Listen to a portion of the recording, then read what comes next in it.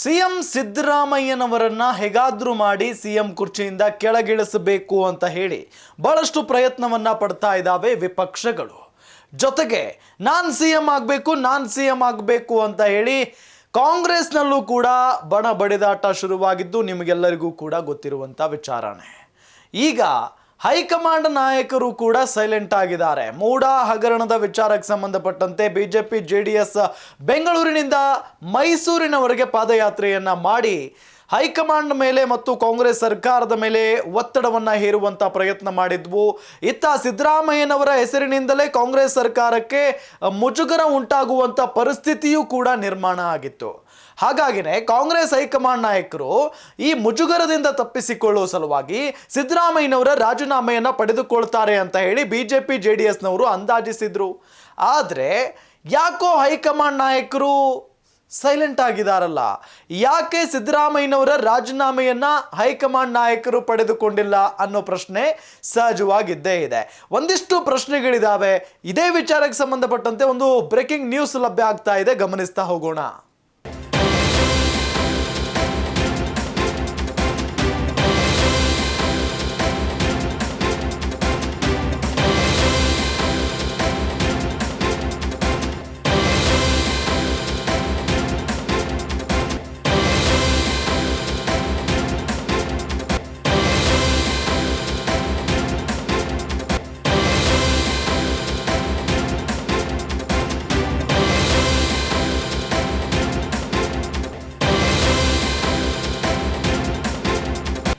CM Siddaramaiah ಪರ ಕಾಂಗ್ರೆಸ್ ನಿಂತಿದ್ಯಾಕೆ?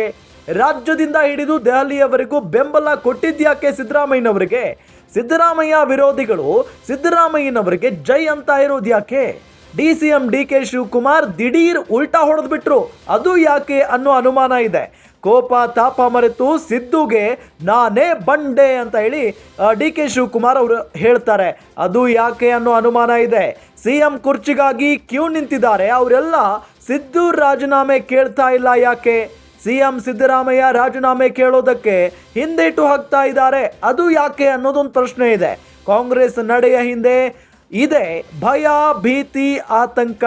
ಹಾಗಾದ್ರೆ ಕೈ ಕಲಿಗಳಿಗೆ ಕಾಡ್ತಾ ಇರುವಂತ ಆ ಭಯ ಏನು, ಆ ಆತಂಕ ಏನು, ಆ ಭೀತಿ ಏನು ಅನ್ನೋದನ್ನ ಗಮನಿಸ್ತಾ ಹೋಗೋಣ. ಸಿದ್ದರಾಮಯ್ಯ ಸರ್ಕಾರ, ಸಿದ್ದರಾಮಯ್ಯ ಇದ್ರೆ ಮಾತ್ರ ಸೇಫ್ ಆಗಿರುತ್ತೆ, ಇದು ಒಂದು ಕಾರಣ. ಸಿದ್ದರಾಮಯ್ಯ ಇದ್ರೆ ಮಾತ್ರ ಸರ್ಕಾರ ಗಟ್ಟಿಮುಟ್ಟಾಗಿರುತ್ತೆ, ಸ್ಟ್ರಾಂಗ್ ಆಗಿರುತ್ತೆ, ಒಗ್ಗಟ್ಟಿನಿಂದ ಇರುತ್ತೆ. ಇಲ್ಲ ಅಂದ್ರೆ ಮುಗೀತು ಕತೆ. ಸಿದ್ದರಾಮಯ್ಯ ರಾಜೀನಾಮೆ ಕೊಟ್ರೆ ಶಾಸಕರ ವಿಭಜನೆ ಆಗುತ್ತೆ. ಅಲ್ಲಿ ಗಮನಿಸಿದ ಹಾಗೆ ಬಹಳಷ್ಟು ಬಣಗಳಿದಾವೆ ಕಾಂಗ್ರೆಸ್ನಲ್ಲಿ. ಸಿದ್ದರಾಮಯ್ಯ ಬಣ, ಡಿ ಕೆ ಶಿವಕುಮಾರ್ ಅವರ ಬಣ, ಸತೀಶ್ ಜಾರಕಿಹೊಳಿ ಅವರ ಬಣ, ಹೀಗೆ ಘಟಾನುಘಟಿ ನಾಯಕರ ಒಂದೊಂದು ಬಣಗಳಿದಾವೆ. ಹಾಗಾಗಿ ಸಿದ್ದರಾಮಯ್ಯನವರು ಏನಾದರೂ ರಾಜೀನಾಮೆ ಕೊಟ್ಟುಬಿಟ್ರೆ ಶಾಸಕರೆಲ್ಲ ವಿಭಜನೆ ಆಗಿಬಿಡ್ತಾರೆ. ಈಗ ಸಿದ್ದರಾಮಯ್ಯನವರು ಮುಖ್ಯಮಂತ್ರಿ ಆಗಿದ್ದಾರೆ ಅಂತ ಹೇಳಿ ಎಲ್ಲರೂ ಒಪ್ಕೊಂಡು ಸೈಲೆಂಟ್ ಆಗಿದ್ದಾರೆ. ಕಾಂಗ್ರೆಸ್ ಶಾಸಕರಿಗೆ ಅಭದ್ರತೆಯ ಫೀಲಿಂಗ್ ಇದೆ. ಸಿದ್ದರಾಮಯ್ಯನವರು ರಾಜೀನಾಮೆ ಕೊಟ್ಟುಬಿಟ್ರೆ ಅಭದ್ರತೆ ಅಂದರೆ ಸರ್ಕಾರವೇ ಅಭದ್ರ ಆಗಿ ಹೋಗ್ಬಿಡುತ್ತೆ, ಅಲ್ಲಿಗೆ ಕತೆ ಮುಗೀತು ಕಾಂಗ್ರೆಸ್ನದ್ದು ಅನ್ನೋ ಫೀಲ್ ಇದೆ ಶಾಸಕರಿಗೆ. ಬಿಜೆಪಿ ಪ್ಲಾನ್ ಸಿದ್ದು ರಾಜೀನಾಮೆ ಕೊಡಿಸೋದು. ಎಕ್ಸಾಕ್ಟ್ಲಿ ಹೌದು. ಬಿಜೆಪಿ ಯಾಕೆ ಇಷ್ಟು ದೊಡ್ಡ ಮಟ್ಟದಲ್ಲಿ ಹೋರಾಟವನ್ನ ಮಾಡ್ತಾ ಇದೆ ಅಂತ ಅಂದ್ರೆ ಸಿದ್ದರಾಮಯ್ಯನವರ ರಾಜೀನಾಮೆ ಬೇಕು. ಇಷ್ಟು ದಿನಗಳ ಕಾಲ, ಇಷ್ಟು ವರ್ಷದ ರಾಜಕಾರಣದಲ್ಲಿ ಕ್ಲೀನ್ ಇಮೇಜ್ ನಾಯಕ ಯಾರಾದರೂ ಇದ್ರೆ ಅದು ಸಿದ್ದರಾಮಯ್ಯನವರು. ಅವರ ಒಂದು ಕ್ಲೀನ್ ಇಮೇಜ್ಗೆ ಮಸಿ ಬಳಿಯುವಂಥ ಪ್ರಯತ್ನವನ್ನ ಬಿಜೆಪಿ ಮಾಡ್ತಾ ಇದೆ. ಸಿದ್ದರಾಮಯ್ಯನವರನ್ನ ರಾಜೀನಾಮೆ ಕೊಡಿಸುವ ಪ್ರಯತ್ನವನ್ನ ಬಿಜೆಪಿ ಮಾಡ್ತಾ ಇದೆ.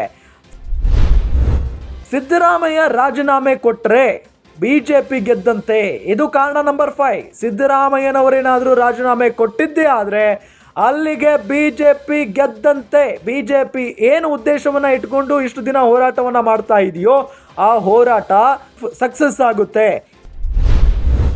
ಸರ್ಕಾರ ಸಡಿಲವಾದರೆ ಉಳಿಯೋದು ಕಷ್ಟ ಆಗುತ್ತೆ. ಸಿದ್ದರಾಮಯ್ಯನವರು ರಾಜೀನಾಮೆ ಕೊಟ್ಬಿಟ್ರೆ ಆಟೋಮೆಟಿಕಲಿ ಸರ್ಕಾರ ಸಡಿಲವಾಗಿ ಹೋಗುತ್ತೆ, ಶಾಸಕರೆಲ್ಲ ವಿಭಜನೆ ಆಗಿಬಿಡ್ತಾರೆ. ಹಾಗಾಗಿನೇ ಸರ್ಕಾರ ಉಳಿಯೋದು ಬಹುತೇಕ ಕಷ್ಟ ಆಗಿ ಹೋಗ್ಬಿಡುತ್ತೆ. ದಕ್ಷಿಣ ಭಾರತದಲ್ಲಿ ಸರ್ಕಾರ ಉಳಿಬೇಕು. ದಕ್ಷಿಣ ಭಾರತದಲ್ಲಿ ರಾಜ್ಯದಲ್ಲಿ ಅಂದರೆ ಕರ್ನಾಟಕದಲ್ಲಿ ಸರ್ಕಾರ ಇದೆ, ಏನು ತೆಲಂಗಾಣದಲ್ಲೂ ಕೂಡ ಇದೆ. ಆದರೆ ಇಲ್ಲಿ ಸರ್ಕಾರ ಏನಿದೆಯಲ್ಲ, ಸಿದ್ದರಾಮಯ್ಯನವರ ಸರ್ಕಾರ ಬಹಳ ಬಲಿಷ್ಠವಾಗಿದೆ. ಜೊತೆಗೆ ಮೋದಿಗೆ ಟಕ್ಕರ್ ಕೊಡುವಂಥ ಒಬ್ಬ ನಾಯಕ ಯಾರಾದರೂ ಇದ್ದರೆ ಅದು ಸಿದ್ದರಾಮಯ್ಯನವರು. ಹಾಗಾಗಿ ಈ ಭಾಗದಲ್ಲಿ ದಕ್ಷಿಣ ಭಾರತದಲ್ಲಿ ಕಾಂಗ್ರೆಸ್ ಸರ್ಕಾರ ಇದೆ ಅಂತ ಅಂದರೆ ಅದು ಸಿದ್ದರಾಮಯ್ಯನವರ ಸರ್ಕಾರ, ಕರ್ನಾಟಕ ಸರ್ಕಾರ ಅಂತ ಕರೀತಾರೆ. ಹಾಗಾಗಿ ದಕ್ಷಿಣ ಭಾರತದಲ್ಲಿ ಸರ್ಕಾರ ಉಳಿಯಲೇಬೇಕು. ಬಲಿಷ್ಠ ನಾಯಕ ಸಿದ್ದರಾಮಯ್ಯ ಅವರನ್ನ ಕಳೆದುಕೊಳ್ಳೋದಕ್ಕೆ ಹೈಕಮಾಂಡ್ ನಾಯಕರು ಸಿದ್ಧ ಇಲ್ಲ. ಈಗಾಗಲೇ ಸಿದ್ದರಾಮಯ್ಯನವರು ಬಹಳ ಸ್ಪಷ್ಟವಾಗಿ ಹೇಳಿಬಿಟ್ಟಿದ್ದಾರೆ, ಇದು ನನ್ನ ಕೊನೆಯ ಚುನಾವಣೆ ಅಂತ ಹೇಳಿ. ಹಾಗಾಗಿನೇ ಇದು ಅವರ ಕೊನೆಯ ಆವೃತ್ತಿ, ಕೊನೆಯ ಬಾರಿಗೆ ಅವರು ಮುಖ್ಯಮಂತ್ರಿ ಆಗಿರ್ತಾರೆ. ಇನ್ನು ಮುಂದಿನ ಎಲೆಕ್ಷನ್ನಲ್ಲಿ ಅವರು ಸ್ಪರ್ಧೆನೂ ಕೂಡ ಮಾಡಲ್ಲ. ಹಾಗಾಗಿನೇ ಸಿದ್ದರಾಮಯ್ಯನವರನ್ನ ಬಿಟ್ಟು ಕೊಟ್ಟು ಯಾವುದೇ ಕಾರಣಕ್ಕೂ ನಷ್ಟ ಮಾಡಿಕೊಳ್ಳೋದಕ್ಕೆ ಕಾಂಗ್ರೆಸ್ ಸರ್ಕಾರ ಸಿದ್ಧ ಇಲ್ಲ. ಯಾಕೆ ಅಂತ ಹೇಳಿದ್ರೆ ಕಾಂಗ್ರೆಸ್ ಹೈಕಮಾಂಡ್ ಕೂಡ ಸಿದ್ಧ ಇಲ್ಲ. ಅದಕ್ಕೆ ಎಕ್ಸಾಂಪಲ್ ಅಂತ ಅಂದರೆ BJPಯವರು ಮಾಡಿದ ಎಡವಟ್ಟು. ಇಲ್ಲಿ ಯಡಿಯೂರಪ್ಪನವರು ಮುಖ್ಯಮಂತ್ರಿ ಆಗಿದ್ರು, ಆ ಸಂದರ್ಭದಲ್ಲಿ ಒಬ್ಬ ಪ್ರಬಲ ಲಿಂಗಾಯತ ನಾಯಕನನ್ನ ಕೆಳಗಿಳಿಸಲಾಯಿತು. ಹಾಗಾಗಿನೇ ಎಲೆಕ್ಷನ್ನಲ್ಲಿ ಎಂಥ ದೊಡ್ಡ ಮಟ್ಟದ ಹೊಡೆತ ಆಯಿತು, ಸೋತು ಹೋಗ್ಬಿಟ್ರು BJPಯವರು.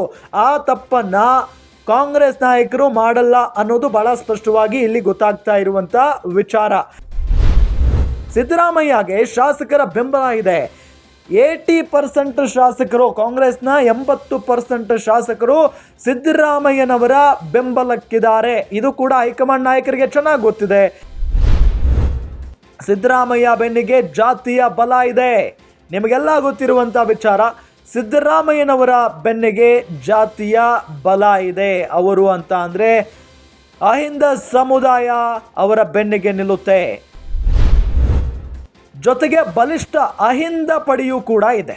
ಅಹಿಂದ ಸಮುದಾಯದ ಪ್ರಬಲ ನಾಯಕ ಸಿದ್ದರಾಮಯ್ಯನವರು, ಪ್ರಶ್ನಾತೀತ ನಾಯಕ ಸಿದ್ದರಾಮಯ್ಯನವರು. ಹಾಗಾಗಿ ಅವರನ್ನ ಟಚ್ ಮಾಡೋದಕ್ಕೂ ಕೂಡ ಕಾಂಗ್ರೆಸ್ನ ಹೈಕಮಾಂಡ್ ಭಯ ಪಡುವಂತ ಪರಿಸ್ಥಿತಿ ಇದೆ. ಹಾಗಾಗಿನೇ ಸೈಲೆಂಟ್ ಆಗಿದ್ದಾರೆ ಈಗ ಎಲ್ಲರೂ ಕೂಡ. ಸಿದ್ದರಾಮಯ್ಯ ಕಾರಣದಿಂದ ಆಪರೇಷನ್ ಕಮಲ ಫ್ಲಾಪ್ ಆಗುತ್ತೆ. ಈಗಾಗಲೇ BJPಯವರು ಮತ್ತು JDSನವರು ಕಾಂಗ್ರೆಸ್ ಸರ್ಕಾರವನ್ನ ಬೀಳಿಸಬೇಕು ಅಂತ ಹೇಳಿ ಬಹಳಷ್ಟು ಪ್ರಯತ್ನವನ್ನ ಪಡ್ತಾ ಇದ್ದಾರೆ. ಜೊತೆಗೆ ಆಪರೇಷನ್ ಕಮಲ ಮಾಡೋದಕ್ಕೂ ಕೂಡ ಮುಂದಾಗ್ತಾ ಇದ್ದಾರೆ. ಆದರೆ ಸಿದ್ದರಾಮಯ್ಯನವರು ಬಲಿಷ್ಠವಾಗಿರುವಂಥ ಹಿನ್ನೆಲೆಯಲ್ಲಿ ಯಾವ ಶಾಸಕರು ಕೂಡ BJP ಕಡೆಗೆ ಮುಖ ಮಾಡೋದಕ್ಕೆ ಒಪ್ತಾ ಇಲ್ಲ, ಭಯ ಪಡ್ತಾ ಇದ್ದಾರೆ. ಹಾಗಾಗಿನೇ ಸಿದ್ದರಾಮಯ್ಯನವರು ಮುಖ್ಯಮಂತ್ರಿ ಆಗಿರಲೇಬೇಕು. ಯಾವುದೇ ಕಾರಣಕ್ಕೂ ಕೂಡ ಅವರನ್ನ ವಿರೋಧ ಮಾಡೋದಕ್ಕೆ ಸಾಧ್ಯನೇ ಇಲ್ಲ. ಸಿದ್ದುನೇ ಇಲ್ದಿದ್ರೆ, ಅಂದರೆ ಸಿದ್ದರಾಮಯ್ಯನವರೇ ಇಲ್ಲದೆ ಇದ್ರೆ ಆಪರೇಷನ್ ಕಮಲ ದಾರಿ ಸುಗಮ ಆಗುತ್ತೆ. ಸಿದ್ದರಾಮಯ್ಯನವರು ಇಲ್ಲ ಅಂತ ಅಂದರೆ ಅಲ್ಲಿಗೆ ಶಾಸಕರ ವಿಭಜನೆ ಆಗುತ್ತೆ. ಒಬ್ಬೊಬ್ಬರೇ BJPಗೆ ಬರೋದಕ್ಕೆ ಮುಂದಾಗ್ತಾರೆ. ಸಿದ್ದರಾಮಯ್ಯನವರೇ ಇಲ್ಲ ಅಂದರೆ ಕಾಂಗ್ರೆಸ್ ಪತನ ಗ್ಯಾರಂಟಿ ಅನ್ನೋದು ಕಾಂಗ್ರೆಸ್ ಶಾಸಕರಿಗೂ ಗೊತ್ತಿರುವಂಥ ವಿಚಾರ. ಹಾಗಾಗಿನೇ ಆಪರೇಷನ್ ಕಮಲ ದಾರಿ ಈಸಿ ಆಗಿ ಹೋಗ್ಬಿಡುತ್ತೆ. ಕಾಂಗ್ರೆಸ್ ಶಾಸಕರು ಮನಸ್ಸು ಬದಲಿಸಬಹುದು. ಎಕ್ಸಾಕ್ಟ್ಲಿ ಹೌದು, ನಾನೀಗಾಗಲೇ ಹೇಳಿದ ಹಾಗೆ ಸಿದ್ದರಾಮಯ್ಯನವರು ಇಲ್ಲ ಅಂತ ಅಂದಾಗ ಸರ್ಕಾರ ಅಭದ್ರವಾಗುತ್ತೆ, ಅತಂತ್ರ ಸ್ಥಿತಿಗೆ ಬರುತ್ತೆ. ಅಲ್ಲಿ ಒಬ್ಬ ಬಲಿಷ್ಠ ನಾಯಕನ ಕೊರತೆ ಎದ್ದು ಕಾಡೋದಕ್ಕೆ ಶುರುವಾಗುತ್ತೆ ಮತ್ತು ಸರ್ಕಾರವನ್ನ ಮತ್ತು ಶಾಸಕರನ್ನ ಒಗ್ಗಟ್ಟಿನಿಂದ ಕರೆದುಕೊಂಡು ಹೋಗುವಂತ ನಾಯಕ ಯಾರೂ ಇಲ್ಲ ಕಾಂಗ್ರೆಸ್ನಲ್ಲಿ. ಹಾಗಾಗಿನೇ ಸಿದ್ದರಾಮಯ್ಯನವರು ಇದ್ರೆ ಮಾತ್ರ ಎಲ್ಲರೂ ಕೂಡ ಒಟ್ಟಾಗಿರ್ತಾರೆ. ಸಿದ್ದರಾಮಯ್ಯನವರು ಇಲ್ಲ ಅಂತ ಅಂದರೆ ಕಾಂಗ್ರೆಸ್ ಶಾಸಕರು ಮನಸ್ಸು ಬದಲಾಯಿಸಿ BJPಗೆ ಬರುವಂತ ಸಾಧ್ಯತೆಯೂ ಕೂಡ ಇದೆ.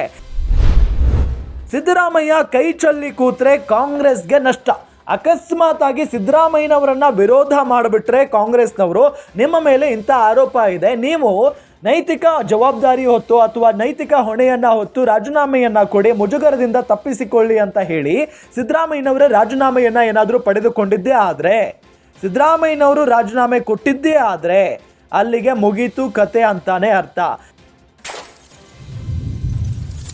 ಇದೆಲ್ಲದರ ನಡುವೆ ಕೋಪ ಬಂದು ಸಿದ್ದರಾಮಯ್ಯನವರು ಕೈ ಚೆಲ್ಲಿ ಕೂತು ಬಿಟ್ರೆ ಎಲ್ಲ ನಾಯಕರು ಒಡೆದು ಹೋಗ್ಬಿಡ್ತಾರೆ, ಎಲ್ಲ ಶಾಸಕರು ಬೇರೆ ಬೇರೆ ಆಗಿ ಹೋಗ್ಬಿಡ್ತಾರೆ, ಒಗ್ಗಟ್ಟು ಒಡೆದು ಹೋಗ್ಬಿಡುತ್ತೆ ಅನ್ನೋ ಭಯ ಸಹಜವಾಗಿದ್ದೇ ಇದೆ.